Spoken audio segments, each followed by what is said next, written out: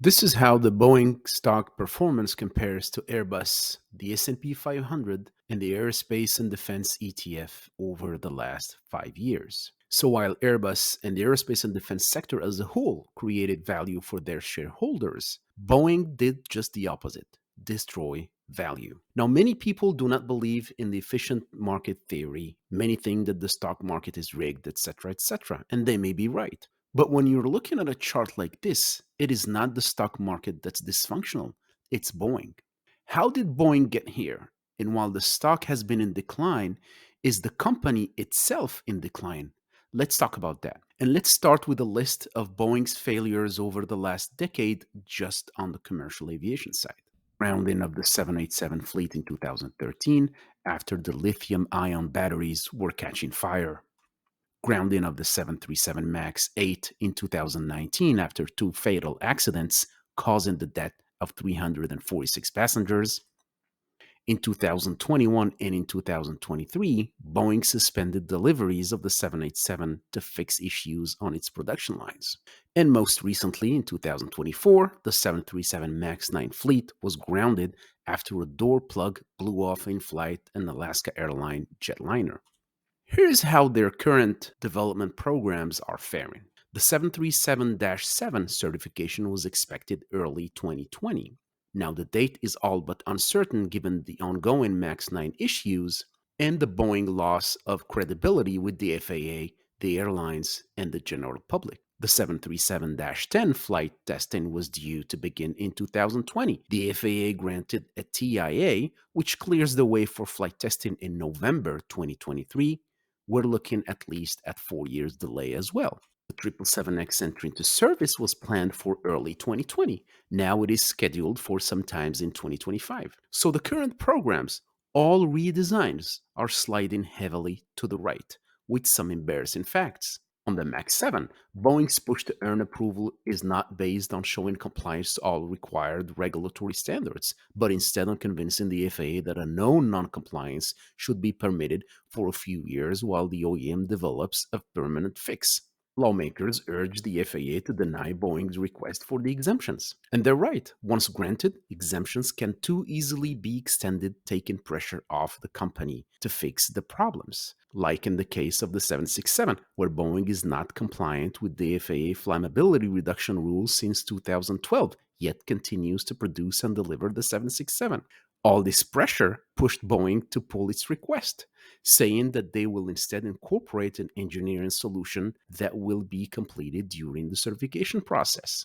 But where all these failures find roots, the answer you'll get from people in the domain will be almost unanimous: the 1997 merger with McDonnell Douglas. There is an article dated December 16, 1996 that I found in the New York Times archives. The author writes that the full effect of the proposed merger on employees, communities, competitors, customers, and investors will not be known for months, maybe even for years. And while this statement is true for most mergers and acquisitions, the author missed it by an order of magnitude in the case of Boeing. It took 2 decades to see the full effect of this merger on employees, customers, and investors. McDonnell Douglas was a failing company, and its commercial aviation business was struggling to retain customers. And while the resulting company from the merger took Boeing's name, it took its culture and strategy from McDonnell Douglas. Just look at the logos. In a clash of corporate cultures where Boeing's engineers and McDonnell Douglas bean counters went head to head, the smaller company won out. The result was a move away from groundbreaking engineering toward a culture devoted to keeping costs down and favoring upgrading older models at the expense of clean sheet designs. And from there, it only went down the drain. In 2005, former GM and GE executive and McDonnell Douglas last CEO Harry Stonecipher turned Boeing CEO, changed Boeing's design and sourcing processes for the new 787 jetliner. This decision later proved to be organizationally and financially disastrous for the company. The 787 was supposed to enter into service in 2008 and allow the development of the 737 to start as a clean sheet design. But the 787 was 4 years late to the game. And in 2011, Chief executive at the time, Jim McNerney, a former 3M and G executive and student of Jack Welch, therefore focused on cost cutting and operational performance, made what became a fateful decision by greenlighting the 737 MAX rather than investing in developing a new single aisle aircraft. Only now, with the 737 MAX continuous problems, are we seeing the disastrous ramifications of McNerney's decision. But the public face of the 737 MAX disaster was former CEO Dennis Muilenburg, who was the first CEO since 2003 to come from Boeing's ranks. He joined Boeing in 1985 as an intern and is an aerospace engineer by training. Did he manage the 737 MAX crisis efficiently? I'll let you opine on that in the comment section, but he sure was not the one who took the decision to repurpose the 737 instead of designing a new aircraft. Dennis Muilenburg spent his career in the Defense and Space Division, not in the commercial aircraft one. Many also blame the aggressive share buyback programs and hefty dividend payouts in the tens of billions of dollars. And while there is absolutely nothing wrong with that, delaying safety related fixes, repurposing old designs, and nickeling and diming the suppliers to achieve those levels of buybacks and dividend payouts is not the proper way to return value to shareholders. It is at best sacrificing the long term over the short term. Executives who took those decisions and board members who approved them pocketed millions in compensations and are not required to answer for decisions that ultimately led to value destruction for shareholders. But where does all this take us from here? Does Boeing have a future? Even the question feels weird to ask, to be honest with you. So it depends from which perspective you look at it. Boeing hasn't launched a new clean sheet program in almost 2 decades now.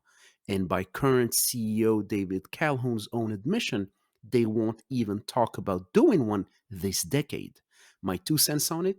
I think they have deep problems in terms of getting back to the design board. I doubt they have the right demographics, engineering workforce, and knowledge of aircraft design and certification. They've most likely lost it, but it's just my 2 cents. David Calhoun, who is an accountant by training and has spent a long time at GE and investment banking firms like Blackstone, also dismantled Boeing's strategy department as 2023 ended. The company no longer has a plan for company wide new technology development, new product development, and the strategy functions have been dispersed within each business. Stephanie Pope's recent appointment as Chief Operating Officer means another finance person has been made Calhoun's apparent heir. The leaders of Boeing's 3 divisions, commercial, defense and space, and services, will report to her, as will the company's chief engineer and the president of Boeing Global. The future, if it can be called that, seemed to run the company for cash, deliver legacy jets, try to make existing defense programs profitable, and resume dividend payments. No risk taken in sight. In the meantime, airlines are loudly complaining about Boeing with some harsh words.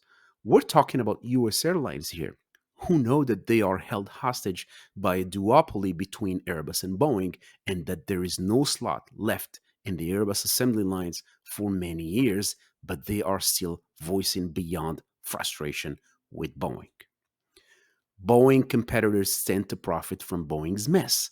Airbus has one thing to do: not screw up. Boeing moved from absolute leader in the market to failing to play catch up with Airbus. And with the absence of alternatives to the A320neo, Boeing will be lucky to retain 30% of the single aisle market past the next decade. It is on a glide path to irrelevancy in commercial aviation if nothing changes in the very near future. So, question: will Boeing still be part of the future of flight? Or will it be remembered as an iconic company which is codenamed for failure? Remember Pan Am? It's an iconic American company. Time will tell, but I sure wish Boeing gets its act together sooner than later and does not turn into an industrial tragedy that the country cannot afford. Let me know what you think in the comment section and let me know if I missed something in this video.